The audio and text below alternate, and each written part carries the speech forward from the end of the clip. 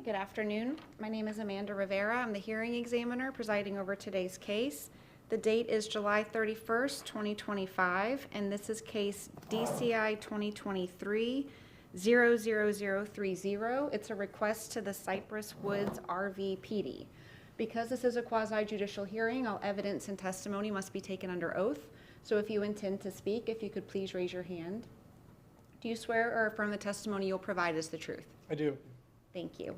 So the way that we'll proceed today is first we're going to hear from the applicant. They'll present their request in the case and call any witnesses that they may have in support of that request. Following that, we'll hear from the county staff who will go over their review and recommendation in the case. They are recommending approval with conditions and some new deviations. After that, I'll open up the public comment period. So if there's anyone from the public that would like to speak, I would call you forward at that time. And that is your opportunity to place any comments that you may have into the record.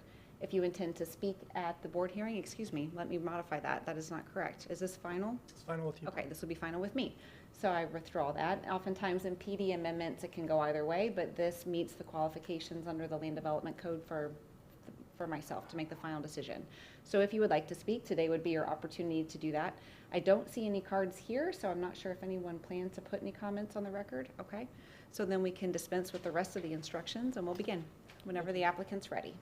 Thank you. Good afternoon. Alexis Crespo with RVI Planning and Landscape Architecture representing the applicant. I have a binder with our PowerPoint slides as well as our 48-hour letter and the master concept plans attached to the staff report or attached to the 48-hour letter in 11:17 in full-size formats. Thank you. And that duplicates what I received prior to hearing as well for the 48-hour? Yes. Okay. So the 48-hour was already identified as applicant exhibit A, but the presentation would be applicant exhibit 1. And before we proceed, does staff have the affidavit of publication? I do. Thank you. I apologize. I should have No. asked for that first. You're fine. Thank you. So that will also be staff exhibit 2, since staff exhibit 1 is the staff report. Okay. Once we get the housekeeping items out of the way, you can begin with your presentation.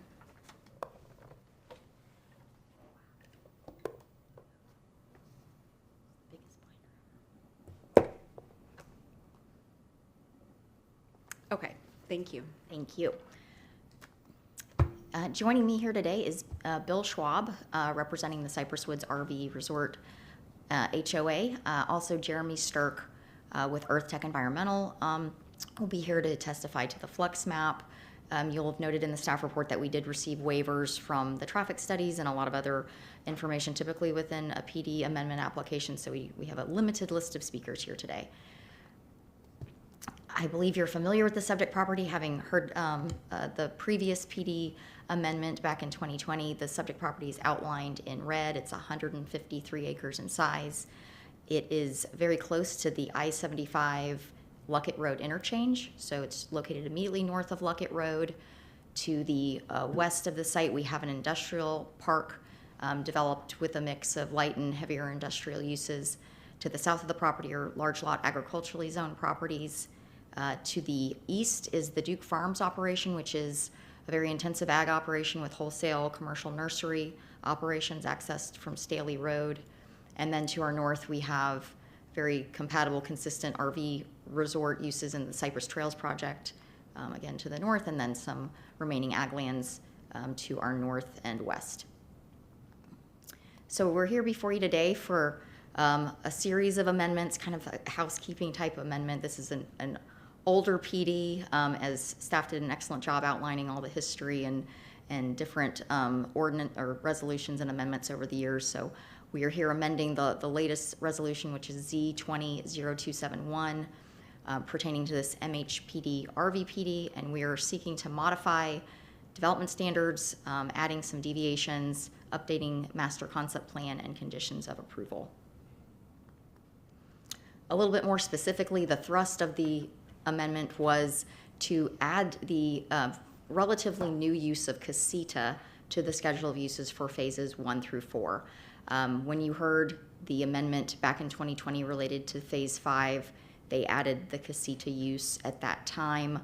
The Lee County was updating the land development code to address what is defined as a casita, which is really an accessory structure. It can have kitchen and bathroom and some sleeping facilities in it, but it's very clearly written in the code that it is accessory to the RV pad. This is not an additional unit that can be rented or used otherwise, and there's a requirement for a covenant restricting that usage of it to be accessory only.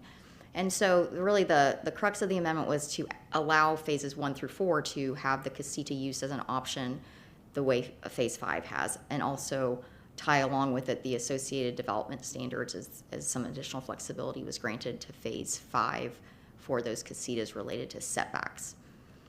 Some other items that came up through the amendment process was the desire to increase the open storage area that supports the project. This is where people can store their RVs, or potentially if they have a boat. And it's an area we'll show you on the master concept plan, and looking to increase that by 1.3 acres. And then we had to do some cleanup with existing deviations as well as add 3 new deviations. I've walked you through the zoning on the previous aerial, but this is the future land use map. The majority of the property is in urban community.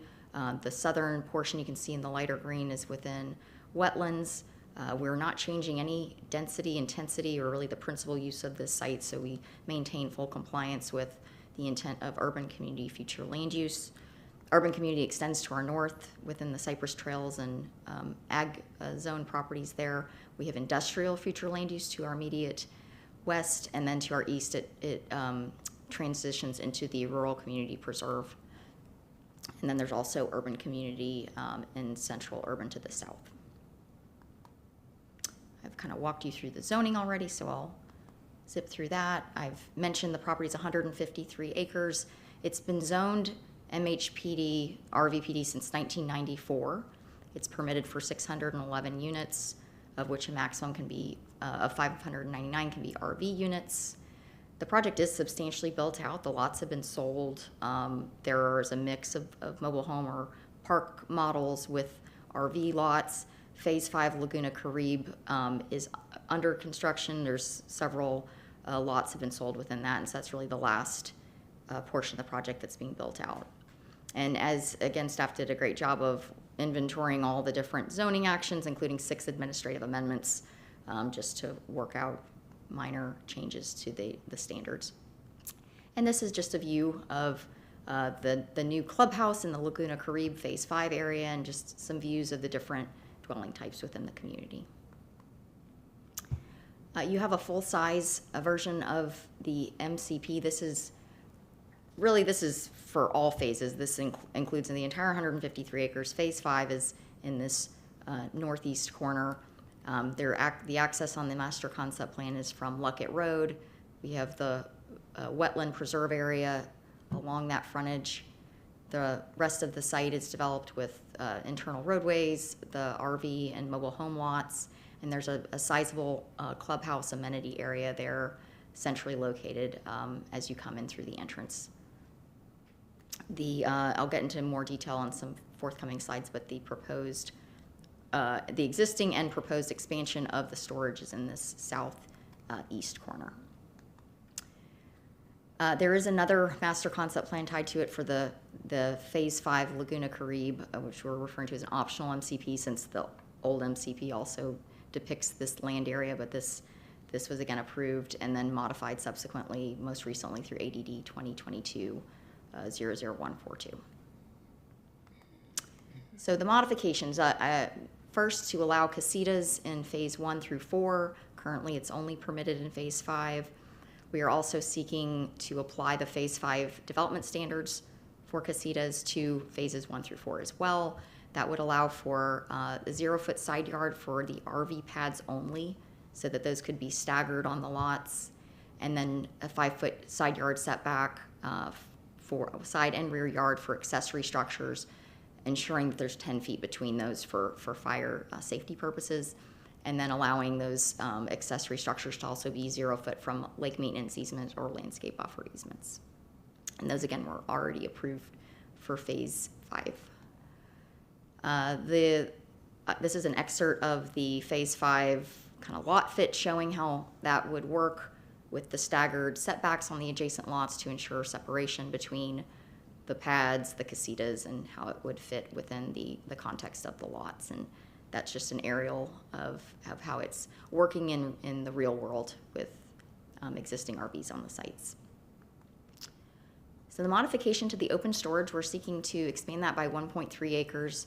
There are more residents now that it's being built out and more demand for that area. The expansion would occur entirely within the eastern FP&L easement, again in this portion of the site.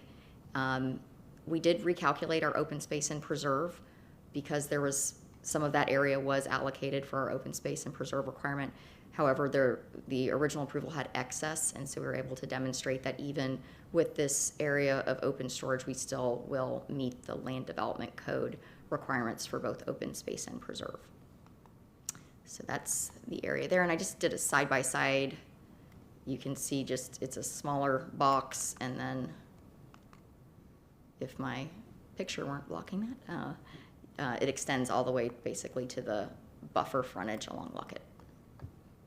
And this is included in this as an attachment to the staff report is the recalculated open space and indigenous, demonstrating compliance with the land development code. Getting into our deviation changes, we are modifying deviation 7. This is in conjunction with the setbacks I just reviewed for the casitas. Basically, for RVPDs, there's an additional code section in 34939 where it explicitly sets forth the setbacks, which is unique to RVPDs.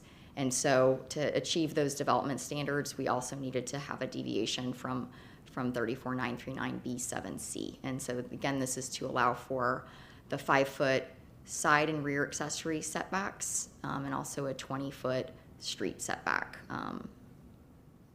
per the development standards. We're also seeking to modify deviation 16. This is related to parking at the primary clubhouse facility. There was a condition tying back to the earlier zonings requiring some lots to be reserved for overflow parking.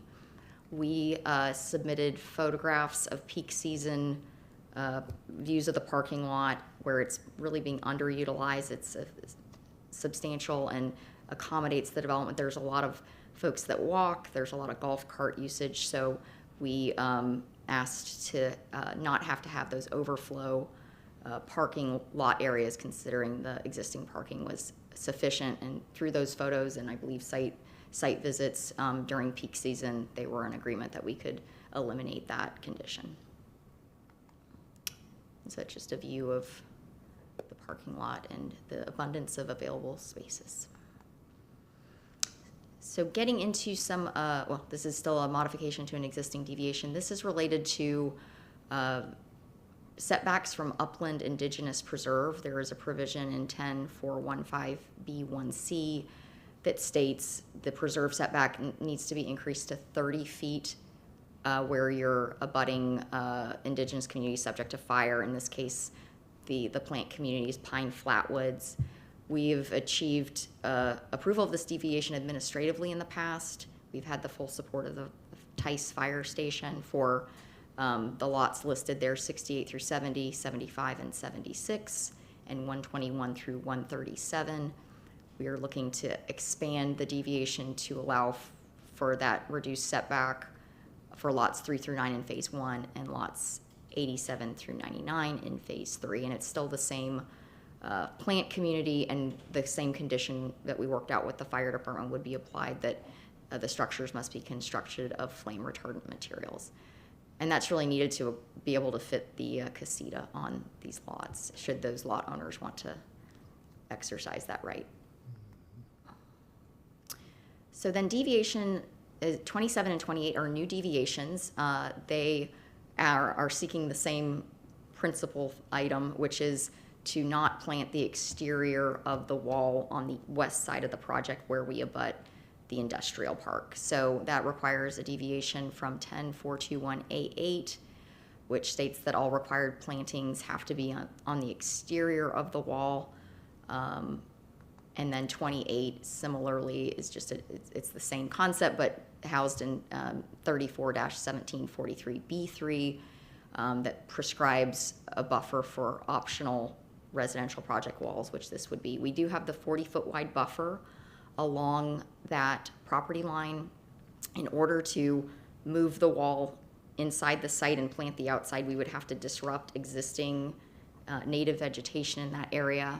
And so we're not requesting any reduction to actual plant materials. It would still be housed in that 40-foot buffer. Just, it would simply be on the internal side of the wall as opposed to the exterior. Our adjacent use in this case is an industrial park with some fairly intensive uses, and we are the lower intensity of the uses, so staff was in agreement that this is appropriate and will help maintain existing vegetation along that property line, as well as not result in a net reduction to plantings. And so that would be, again, along that western property line as denoted on the master concept plan. Adam always does a very thorough job, and he addressed the issue of the Caloosahatchee Shores Community Plan, which this property is subject to. Goal 21 of the LEAD plan is in Caloosahatchee Shores. And so in order to be very thorough, the concept was contemplated of does this deviation trigger review per the variance criteria as shown in Objective 21.1. And I've reviewed, very familiar with this community plan, reviewed the objective in its whole. And I would submit that when you read the objective policy 21.1.1, as well as the policy in question 21.1.2, the variance criteria, in my professional opinion, is triggered when you are seeking a deviation from the community-specific landscaping signage architectural standards. So that would be Chapter 33, Caloosahatchee Shores specific landscape enhancement signage architecture that are within the Land Development Code. In the case of our deviations, we are deviating from Chapters 10 and 34. We are not seeking any relief or deviation from anything specific to the Caloosahatchee Shores enhanced standards. So we would submit, based on this and based on the case studies that Adam provided, where very clearly those did seek Chapter 33 deviations, that the variance criteria would not apply, and that we are meeting the PD deviation standard, and we're protecting public health, safety, welfare, and overall the deviation will be an enhancement to the PD. And then lastly, deviation 29, again, is a buffer deviation, not a Chapter 33 buffer deviation, and this is to reduce the width of the buffer along the eastern property line associated with the RV boat storage. 40 feet is required. We're requesting 30-foot wide. We will meet all the required plantings. To a large extent, they're existing within that area, and so it's really just a width reduction. We are, again, adjacent to very intensive commercial ag type uses. Those uses are all within an FP&L easement, and so we have staff recommendation of approval, and also would submit that this is not subject to the variance criteria because it is a Chapter 34 deviation. And so that would be to allow this area to be 30 feet wide instead of 40. And then, again, Adam found a good catch that a deviation for a single point of ingress egress is still needed for this project. It used to be deviation 6, and so it was reintroduced as deviation 30 to allow for the single point of access from Luckett. We do have an emergency only connecting to Cypress trails to the north, but it still would warrant this deviation, and we don't want to lose that through these amendment processes. And that was part of what the MCP was amended to show. I noticed it was on the first 3 pages, but the last page it wasn't. Is that just because Phase 5 doesn't include that roadway? It's still referenced on the last one. It shows the emergency access and it references the 2019 ADD, but it's not keyed to deviation 30. And I'm just wondering if that was an intentional choice or if it was just omitted. Oh, I agree that if we leave the record open, we should add deviation triangle 30 to the Phase 5 optional MCP. Yeah. Thank you. Apologize for that. Not at all. Thank you. Thanks. With that, I'll invite Jeremy Stirk to show you the flex map we submitted. Thank you. Thanks. Good afternoon. Good afternoon. My name is Jeremy Stark. I'm with Earthtech Environmental. Pretty simple. This flux map dates back really to the original permitting on the project in 1994, 1995. It's predominantly the remainder of the native habitat is all already placed under a conservation easement with the South Florida Water Management District. It's a mix of wetlands and uplands, pine flatwoods on the west, a cypress wetland there kind of in the center of that preserve. And then the easement goes all the way up along the west side of the FPL easement. That is also all under conservation. And then within the FPL easement itself, it's a mix. Generally, it's the center of the FPL easement. The road is uplands, and then a lot of the FPL easement itself is wet. And so as they move forward, if they do want to permit the storage facility, we'll handle that through the district. It'll likely be off-site mitigation. For the expansion of the open Correct. storage area, but that's already been permitted within the easement area? Yes, well, the existing is, yeah. So we would do a mod to add that area, yeah. Thank you. And then just, I guess this, I'm not sure who to ask the question, but if the existing sites are going to be benefiting from these reduced setbacks and essentially increased lot coverage, if you want to think of it that way, is that going to eat into any of the overall open space? I know that there was excess to begin with, but were those calculations done for the individual lots within phases 1 through 4?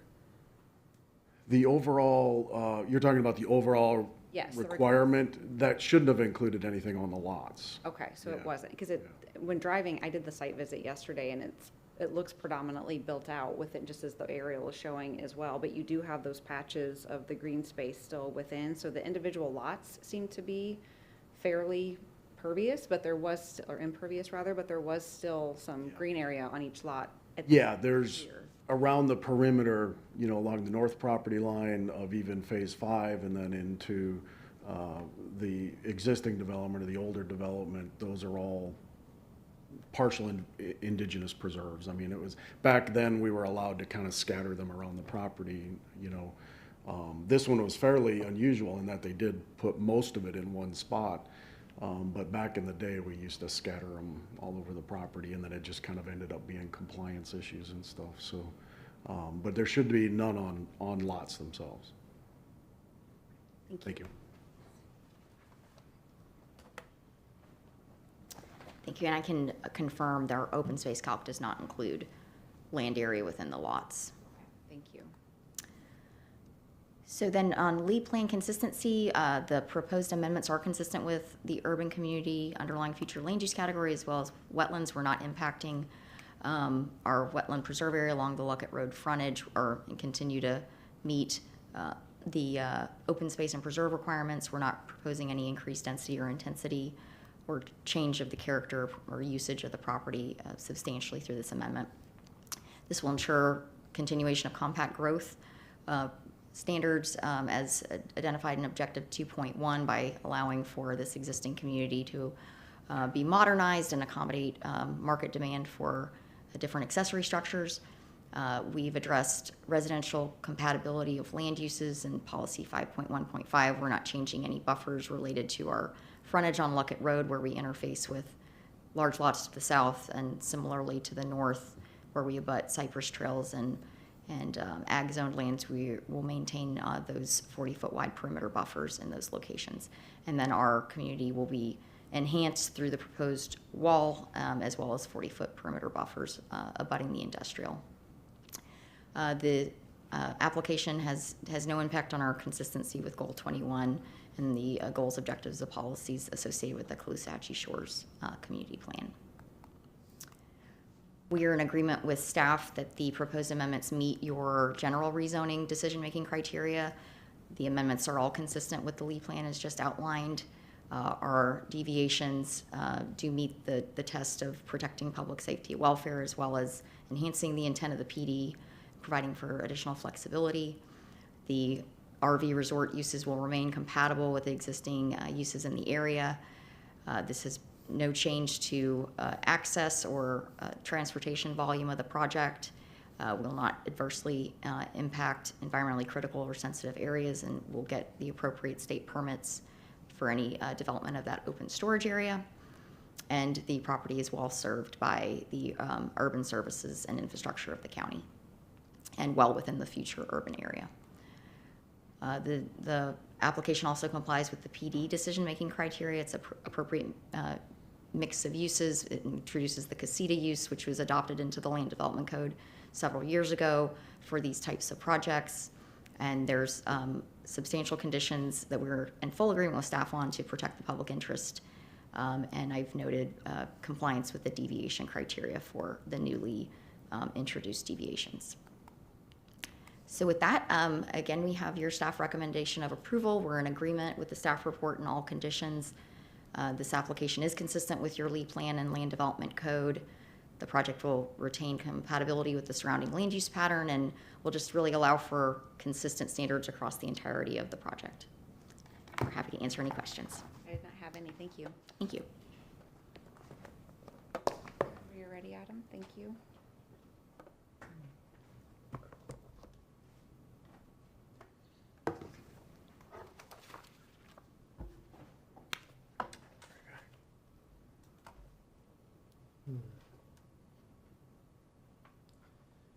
Good afternoon. For the record, my name is Adam Mendez. I'm a principal planner with the Community Development Zoning section. I do have a copy of staff's PowerPoint presentation. I'll provide the applicant a copy. Forgot to do that earlier. And that will be my only exhibit I'm submitting into the record besides the notice of publication. Thank you. So this would be Staff Exhibit 3. There's 2 copies there. Thank you.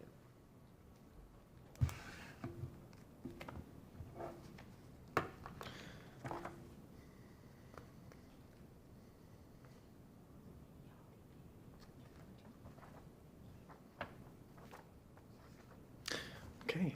Well, as expected, Ms. Crespo provided a very complete presentation. All of the salient points have certainly been broached. I will run through some of the slides I had to show some additional angles on the differences that are happening with this amendment, which you're hearing today, and you can make your decision on this based on the fact it's not increasing any density or intensities that were originally envisioned or adopted into the plan development. One of the areas I'll point out here is this is an enclave in the city of Fort Myers. There's an RV dealership just to the south here near the entrance at Luckett Road. This combination zoning, we put a little bit of research into how they got there, and you'll see there's an attachment in the staff report as to the desire at that time predating the MPD district, or perhaps the ability to put RVs in an MHPD district at that time. So it's a zoning district you probably won't ever see again, but it's a combination RVPD, MHPD. This is the 48-hour letter master concept plan. I'd like to say that staff has time to review the revisions that were made and suggested in both the staff report and the conditions document. All of those have been met. We do understand the record will be left over in order to include the deviation triangle on the Phase 5 optional master concept plan. You can see that the open space map now depicts the additional outdoor storage area as well as the maintenance area, which I'll have a little discussion on as I get through these photos. But I wanted to just kind of hone in on the open storage area and just kind of go through the sequence of the MHPD, RVPD zoning to show you kind of the different iterations of open storage that were accepted and then changed. So with the foundation zoning, the RVPD, MHPD foundation zoning in 1994, you can see there is a longer RV storage area. It doesn't quite have the width that it ultimately has today, but it did extend further south in the initial proposal. In the subsequent proposals, both the 03, the 11, and the 2020, you can see it shrunk down, but it got a little wider right against the 40-foot required buffer. You can see that the MCP changed. They looped this road into this cul-de-sac and created a larger fox squirrel preserve area, wetland preserve area.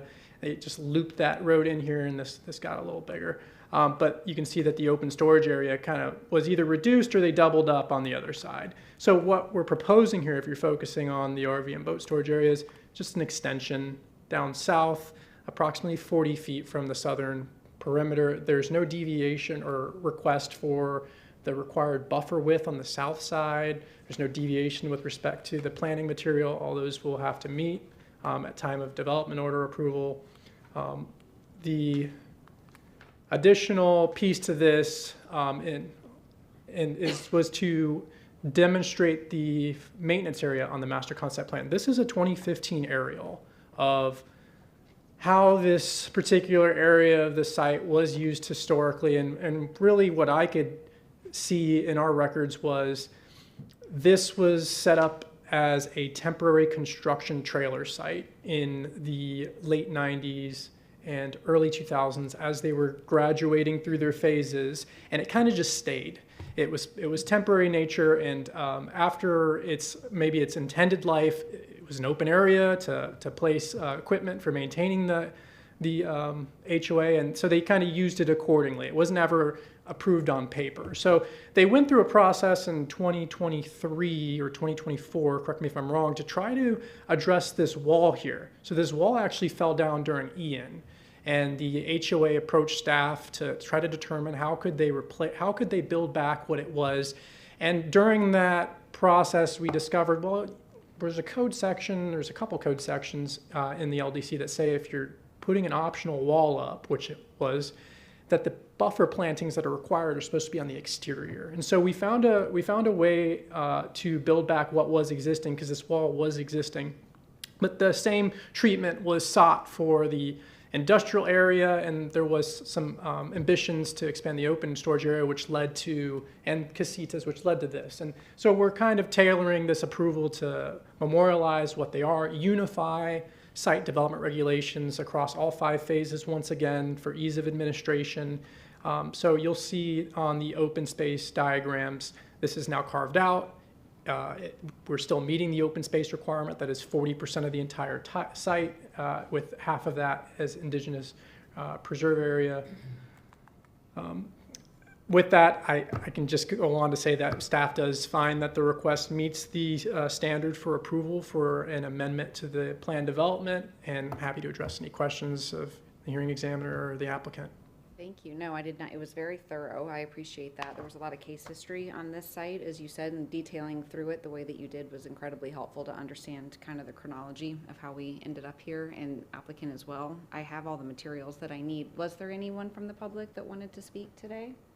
Okay, I just always give another chance in case anyone changes their mind. Okay, then I did not have any questions. I asked them as I went through. It wasn't that long ago that we saw this the first time around, and clearly things have evolved over time, and so I'm well informed of everything that I need, and I don't have any additional questions. So thank you, and thank you everyone for coming today. Again, my decision will be final in this case, so I will get to it as quickly as I can, and you'll get that whenever it gets released. Thank you. Thank you very much.